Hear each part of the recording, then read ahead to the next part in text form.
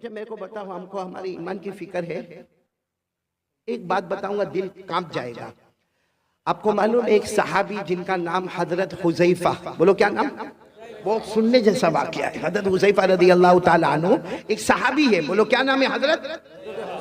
ये बहुत प्यारे सहाबी है। इनको कहा जाता अल्लाह के रसूल के भेदी, बोलो अल्लाह के रसूल के भेदी। भेदी यानी अल्लाह के रसूल की सारी भेद की बातें किसको मालूम। यानी ये हजरत हुज़ैफा का कमाल था। जो बातें अबू बकर को नहीं मालूम, जो बातें हजरत उमर को नहीं मालूम, जो बातें हजरत उस्मान को नहीं मालूम, जो बातें हजरत अली को नहीं मालूम, अल्लाह के रसूल ने किनको बताया, बोलो हजरत। उनको कहा जाता, ये उलमा से पूछो, उनके नाम के साथ लिखा जाता हजरत हुज़ैफा साहिबु सिर्री रसूलिल्लाह सल्लल्लाहु अलैहि वसल्लम, यानी अल्लाह के रसूल के सारे भेदों को जानने वाले, बोलो कौन, हजरत। एक मर्तबा क्या हुआ मालूम, हजरत हुज़ैफा को अल्लाह के रसूल बुलाए और कहा कयामत तक आने वाले उनके नाम लिख दो जिनकी जुबान पर कलमा होगा, दिल में कलमा नहीं होगा, जिसको मुनाफिक कहते हैं। क्या कहते हैं? तो हजरत हुज़ैफा को पूरी फहरिस्त दे दी, कयामत तक आने वालों की फहरिस्त। बोलो हमारे नबी ने किनको दी, हजरत हुज़ैफा को दी। हमारे नबी सल्लल्लाहु अलैहि वसल्लम ने हजरत हुज़ैफा को दी, पूरी फहरिस्त दे दी कि कयामत तक आने वाले मर्द, कयामत तक आने वाली औरतें देख लो, जिनकी जबान पर कलमा होगा लेकिन दिल में ईमान नहीं होगा, वो मुनाफिक होंगे। अब सुनना, ये बात तो हो गई। अब मेरे प्यारों, आपको मालूम है एक जमान आया, हजरत उमर बादशाह बने। बोलो कौन बादशाह बने। अभी हमारे सदर मोहतरम, मैं वहाँ कमरे में बैठ के सुन रहा था, हजरत मुफ्ती याहिया साहब दामद बरकातुहुम, अल्लाह उनके उम्र में बरकत अता फरमाए। यही हजरत उमर रज़ी अल्लाह ताला अन्हु के बारे में जो बातें बता रहे थे, मेरा दिल वहाँ से इतना खुश हो रहा था। तो वही हजरत उमर बादशाह, और हजरत उमर इतने बड़े बादशाह, 22 लाख मुरब्बा मील पे अकेले हुकूमत करने वाले, बोलो कौन, सुभान अल्लाह। और हजरत उमर के बारे में एक बात सुनोगे तो आपकी अकल हैरान होगी। हजरत उमर जब किसी गली में ऐसे दाखिल होते थे ना मदीना में, यहाँ से अल्लाह के रसूल सल्लल्लाहु अलैहि वसल्लम आते थे तो हमारे नबी मुस्कुराते थे। चलो एक मरतबा, 2 मरतबा, 3 मरतबा, 4 मरतबा, जब हजरत उमर यहाँ से आए और अल्लाह के रसूल आए तो अल्लाह के रसूल मुस्कुराए। एक दिन हजरत उमर ने पूछा, अल्लाह के रसूल मेरे को समझ में नहीं आता, मैं जब भी गली में दाखिल होता हूँ, आप भी गली में दाखिल होते, आप मुझे देखकर मुस्कुराते क्यों है। मा युज़हिकुका या रसूल अल्लाह, अल्लाह के रसूल हंसने की और मुस्कुराने की वजह क्या। हमारे नबी ने मुस्कुराते हुए फरमाया, उमर हंसू ना तो क्या करो, तू जिस गली में कदम रखता है शैतान वहां से भाग जाता है। सुभान अल्लाह, सुभान अल्लाह। तू जिस गली में कदम रखता है, बोलो शैतान वहां से भाग जाता है। और हम जिस गली में कदम रखते हैं शैतान आ जाता है। My brother how are you, हमारी खैर खैरियत भी पूछता है। तो अब सुनना, हजरत उमर बादशाह बन गए, बोलो अमीरुल मोमिनीन। कौन, हजरत उमर। अच्छा, मदीने पाक में किसी का, ये सुनने जैसी बात है, ईमान कितना जरूरी है। मदीने पाक में किसी का इंतकाल हुआ, बोलो मदीने पाक में किसी का इंतकाल हुआ। और वहां कायदा था कि जब इंतकाल हो जाए, बिल्कुल जनाजा तैयार हो जाए, तो ऐलान करने वाला ऐलान करता, अमीरुल मोमिनीन उमर रज़ी अल्लाह ताला अन्हु तशरीफ लाइए और आके जनाजे की नमाज पढ़ाइए। अब वो जनाजा तैयार हो गया, ऐलान हुआ कि अमीरुल मोमिनीन आप अपने कमरे में हैं, जनाजा तैयार है, सफ़े लग गई है, आप आइए और जनाजे की नमाज पढ़ाइए। हज़रत उमर रज़ी अल्लाह ताला अन्हु अपनी चादर को समेटकर अपने कमरे से निकले, नमाज पढ़ाने के लिए निकले। रास्ते में हजरत हुज़ैफा, कौन, हुज़ैफा धीरे से कहते हैं, अमीरुल मोमिनीन, अमीरुल मोमिनीन इधर आओ ना, इधर आओ। हजरत उमर गए वहाँ पर, क्या हुआ, कहा मत जनाजे की नमाज पढ़ाओ, ये मोमिन नहीं है, मुनाफिक है। ये जो जनाजा है, बोलो मोमिन, इसकी जबान पर कलमा था, दिल में कलमा। मेरे पास जो लिस्ट है ना, उस लिस्ट में इनका भी नाम है। आप जनाजे की नमाज मत पढ़ाइए, आप चले जाइए। हजरत उमर वहां से दूसरी जगह चले गए और ऐलान कर दिया, सल्लु अला साहिबिकुम, अरे कोई नमाज पढ़ा दो भाई, कोई जनाजे की नमाज पढ़ा दो, मैं जा रहा हूँ, कोई जनाजे की नमाज पढ़ा दो। ये कहकर हजरत उमर दूसरी गली में गए, किसी ने जनाजे की नमाज पढ़ाई। खैर वो जनाजा उठा, बोलो वो जनाजा उठा और लोग जाने लगे। जब हजरत हुज़ैफा जाने लगे तो हजरत उमर वो गली में खड़े थे, वहां से कहते, हुज़ैफा इधर आओ। हजरत हुज़ैफा आए, कहा क्या हुआ अमीरुल मोमिनीन। हजरत हुज़ैफा कहते, मेरे अल्लाह की कसम हजरत उमर की दाढ़ी मुबारक पर आंसू थे, यानी इतनी देर में इतना रोए थे कि दाढ़ी मुबारक भीग गई थी। हजरत हुज़ैफा ने कहा क्या हुआ, कहा वो जो जनाजे की नमाज नहीं पढ़ाई क्योंकि उनका नाम वो लिस्ट में था जो मुनाफिक है, जिनके दिल में कलमा नहीं है। तो हजरत हुज़ैफा ने कहा इसीलिए तो मैंने आपको कहा कि आप जनाजे की नमाज ना पढ़ाएं। हज़रत उमर ने रोते रोते कहा, हुज़ैफा तुझे अल्लाह का वास्ता बता, मेरा नाम तो उसमें नहीं है। तुझे अल्लाह का वास्ता बता, मेरा उमर का नाम तो उसमें नहीं है। कहीं मैं मुनाफिक तो नहीं हूँ? मेरी ज़बान पर कलमा है लेकिन मेरे दिल में कलमा अल्लाह ने छीन लिया है। हुज़ैफा बता दे। हुज़ैफा ने कहा नहीं नहीं, कहा नहीं, तू एक बार मुझे बता दे। हज़रत हुज़ैफा ने आखिर में कहा, अल्लाह का वास्ता, अल्लाह की कसम, अमीरुल मोमिनीन उमर आपका नाम नहीं है। लेकिन हज़रत हुज़ैफा कहते, हज़रत उमर वहीं घंटे खड़े रह के रोते गए और रोते रोते अपने घर गए। पता चला कि रात को खाना नहीं खाए, पूरी रात अल्लाह के सामने रोते रहे, अल्लाह मेरा ईमान बचा लेना, अल्लाह मेरा ईमान बचा लेना, अल्लाह मेरा ईमान बचा लेना। वो अमीरुल मोमिनीन हज़रत उमर, वो अपने ईमान की फिक्र करे जिनके बारे में हमारे नबी ने फरमाया था, वो 10 सहाबा जिनको जन्नत की बशारत दी, उनमें कहा था उमर अंत फिल जन्ना, उमर तुम जन्नत में होंगे। वो उमर को तो अपने ईमान की फिक्र है। और मेरे भगवानपुर वालों, हम गुनाह पे गुनाह करें, हमारा ईमान कैसा होगा? और सबसे बड़ा गुनाह हमारा मोबाइल। ये क्या है? ये चारों तरफ क्या है? क्या है ये मोबाइल? गुनाह नहीं तो क्या है? क्या है मेरे प्यारों?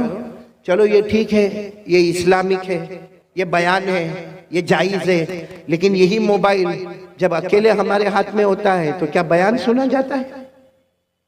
रात के 1 बजे क्या हमें कोई नज़म सुनना है? हम हमारे बेटे फिरदौस कमर की नज़म और नात को सुनते रात को 1 बजे।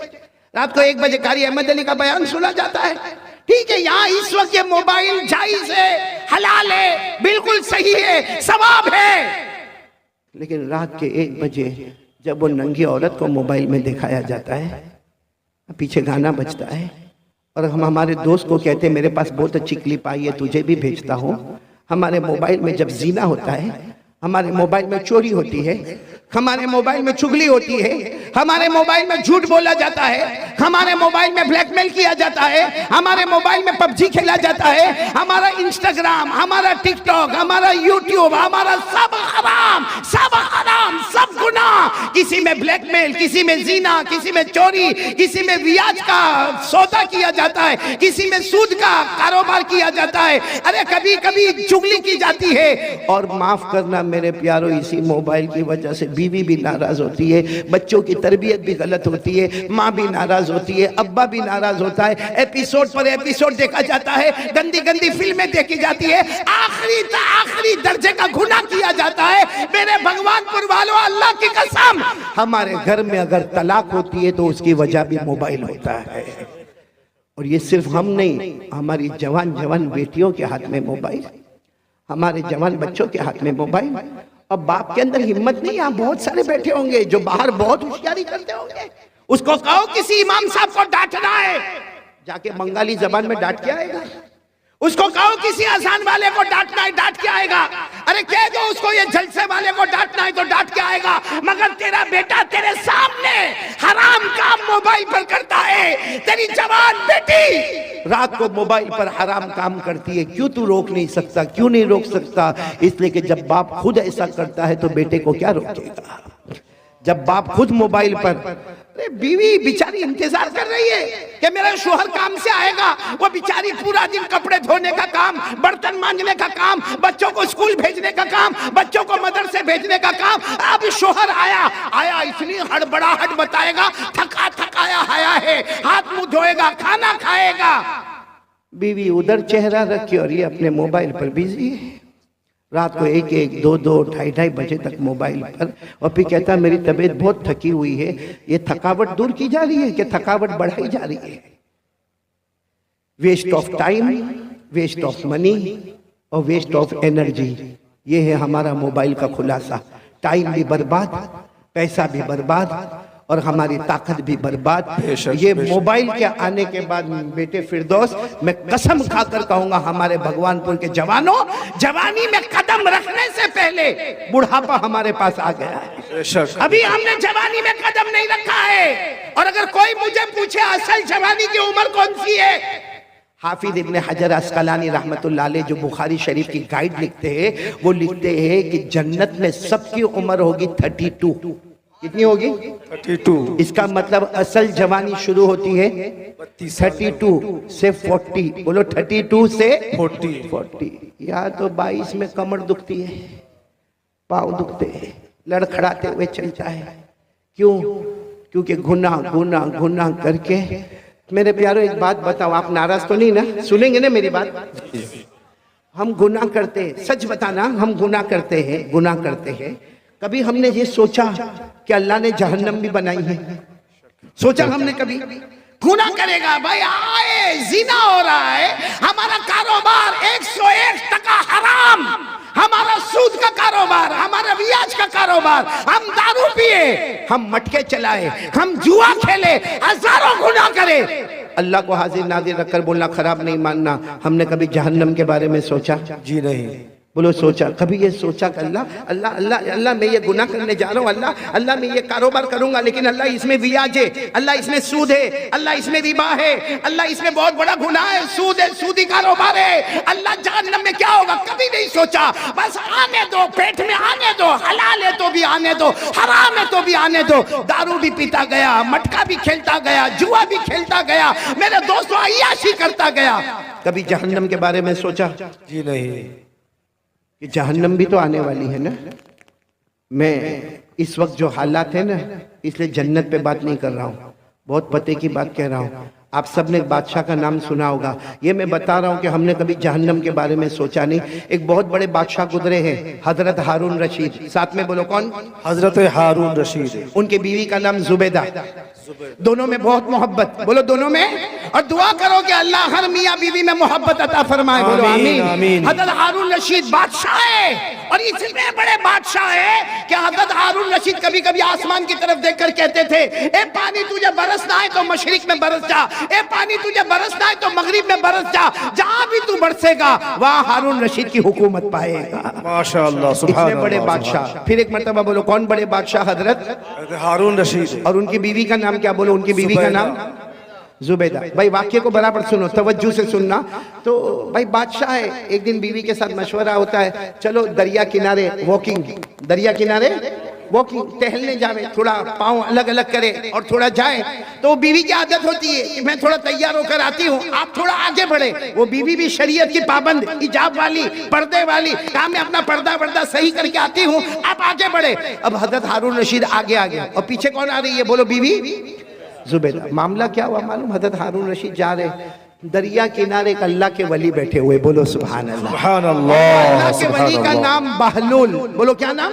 बहलूल। हजरत बहलूल, बहलूल। साथ में बोलो क्या नाम? हजरत बहलूल। अल्लाह के वली है, दुर्वेश है, एक फकीर है, अल्लाह के वली। वो क्या कर रहे मालूम? हाथ में लकड़ी का टुकड़ा है, उसको रेत पे ऐसे ऐसे घुमा रहे। रेत है ना, रेत जैसे जमीन, उस पे घुमा रहे। तो हजरत हारून रशीद दूर से समझ गए मजजूब आदमी है, अल्लाह का वली आदमी है। आए और आकर कहा अस्सलाम वालेकुम। वो हजरत बहलूल ने कहा वालेकुम अस्सलाम। तो हजरत हारून रशीद तो बादशाह से कहा ये क्या कर रहे हो, जमीन पे ऐसे लकड़ी से क्या कर रहे हो? कहा मैं घर बना रहा हूँ, बोलो सुभान अल्लाह। क्या बना रहा हूँ? घर बना रहा हूँ। तो हजरत हारून रशीद को मजाक सूझा, क्योंकि ये घर बना रहा है, ऐसे ऐसे गोल कोई लकड़ी घुमा के घर बनाता। तो हजरत हारून रशीद बादशाह थे, कहने लगे ये घर कोई खरीदेगा तो क्या मिलेगा? अल्लाह उसके बदले जन्नत दे देगा। माशाअल्लाह, सुभान अल्लाह। तो हारून रशीद ने कहा घर कितने का है? क्योंकि अभी तो बना भी नहीं है, खाली गोल गोल घुमा रहे हो, कितने का है? तो उसने कहा, हजरत बहलूल अल्लाह के वली ने कहा 1 दीनार। कितना? यानी एक सोने का टुकड़ा, जैसा हमारे यहाँ चांदी का सिक्का होता, सोने का टुकड़ा एक। तो हारून रशीद मुस्कुराते चले गए कि कैसी बेवकूफी की बात है, कितनी बेवकूफी की बात है। एक तो लकड़ी के जरिए से मिट्टी के ऊपर गोल गोल करना, और फिर कहने का घर बनाना, और उसके बदले में अल्लाह जन्नत देगा, और 1 दीनार देने का। हजरत हारून रशीद मुस्कुराते हुए चले गए। बोलो पीछे कौन आ रही थी? जुबैदा। वो आई, वो भी पहचान गए अल्लाह के वली, दूर से खड़े होकर कहा अस्सलाम वालेकुम। वो अल्लाह के वली नहीं, वो चेहरा उठाकर वालेकुम अस्सलाम। तो जुबैदा ने पूछा क्या कर रहे हो? तो कहा घर बना रहा हूँ। कहा ये घर बना रहे हो? कहा इसके बदले क्या मिलेगा? कहा जो ले लेगा उसको जन्नत मिलेगी। तो बीवी जुबैदा ने पूछा कितने का? कहा 1 दीनार। जुबैदा ने 1 दीनार दिया और आगे चली गई। हारून रशीद भी गए, लेकिन दीनार दिया नहीं। और जुबैदा ने दीनार, घर चले गए। वो जो टहलना था, वॉकिंग करना था, वॉकिंग की। बादशाह थे, हारून रशीद बादशाह थे, और जुबैदा यूं समझो कि एक रानी की तरह रहती थी। खैर दोनों रात को अपने महल में चले गए। हारून रशीद ने रात को ख्वाब में जन्नत देखा। बोलो सुभान अल्लाह। हारून रशीद ने ख्वाब में इतनी बड़ी जन्नत, याकूत, मरजान, लूलू, मोती, इतनी जबरदस्त जन्नत, और उस पर लिखा था हादिहिल जन्ना ली जुबैदा। ये जन्नत किसकी है? जुबैदा की। जुबैदा की है। तो हारून रशीद वो जब ख्वाब में देखा ना, तो जन्नत की तरफ दौड़े दौड़े दौड़े दरवाजे पर गए, और दरवाजे पर जाकर कहा जन्नत का दरवाजा खोलो। कुछ लोग आए, कहा तुम्हारी जन्नत नहीं है, तुम्हारी बीवी जुबैदा की जन्नत है। तो कहा मेरी बीवी की जन्नत है, मुझे मेरी बीवी की जन्नत देखना है। तो दरबारों ने कहा यहाँ मियाँ बीवी का मामला नहीं, ये जन्नत का मामला है, ये आखिरत का मामला है। यहाँ मियाँ बीवी के रिश्ते को नहीं देखा जाता। जाओ यहाँ से, जुबैदा आएगी तो अंदर जाएगी, बाकी तुम्हें जाने का कोई हक नहीं। हारून रशीद की आंख खुली, क्योंकि ख्वाब देख रहे थे। आंख खुली, घबरा गए कि मेरे को जन्नत में नहीं जाने दिया। किसकी जन्नत थी? बोलो ना, किसकी थी? तो बाजू में ही सोई थी। कौन? जुबैदा, बीवी थी। उठाया, जुबैदा, जुबैदा उठो, जुबैदा उठो, जन्नत का मामला है, उठो। जुबैदा ने यूं आंख खोला, कहा क्यों उठाया? मैं आराम से अपने जन्नत में घूम रही थी। अरे मैं अपने जन्नत में कौन सी जन्नत में घूम रही थी? कहा जो आज मैंने वो अल्लाह के वली से खरीदा, 1 दीनार में मैंने जन्नत खरीदा। तो हजरत हारून रशीद ने सर पे हाथ रखा, हाँ मैंने नहीं खरीदा, वो जन्नत तूने खरीद लिया। तो हारून रशीद ने कहा कोई बात नहीं, कल आइंदा कल देखेंगे क्या होता है। खैर दूसरा दिन आया। बोलो कौन सा दिन आया? दूसरा दिन आया। हजरत हारून रशीद फिर अपनी बीवी जुबैदा को लेकर चलो दरिया पे टहलने के लिए जावे, चलो वॉकिंग के लिए जावे। गए, सही में उसी जगह पर अल्लाह के वली को बैठा देखा, हजरत बहलूल को। वही लकड़ी है और वही क्या कर रहे हैं, मिट्टी पर घुमा रहे। हजरत हारून रशीद आज तो बहुत अदब से गए, कहा अस्सलाम वालेकुम। कहा वालेकुम अस्सलाम। कहा क्या कर रहे हो? वो हजरत बहलूल ने कहा घर बना रहा हूँ। कहा क्या होगा? कहा जो खरीदेगा अल्लाह उसको जन्नत देगा, जो खरीदेगा अल्लाह उसको जन्नत देगा। तो हारून रशीद खुश हो गए कि चलो आज भी मामला हल हो जाएगा। कहा इसकी कीमत क्या है? कहा तुम्हारी पूरी बादशाहत, जितनी तुम्हारी बादशाहत है, मशरिक में, मगरिब में, शमाल में, जनूब में, जहां जहां तुम्हारी हुकूमत है, सब हुकूमत मुझे दे दो, ये जन्नत मिलेगी। तो हारून रशीद को ऐसी बादशाह थोड़ी दे दे। हारून रशीद गुस्से हुए और गुस्से होकर कहा कल तो इसकी कीमत 1 दीनार थी भाई, कल यस्टरडे इसकी कीमत 1 दीनार, आज पूरी बादशाह। कहा कल तुमने इसका चमत्कार नहीं देखा था, इसलिए उसकी कीमत 1 दीनार थी। अब तो जन्नत देख के आए हो और तुमको अंदर भी जाने नहीं दिया, तुमको ढकेल के बाहर निकाल दिया।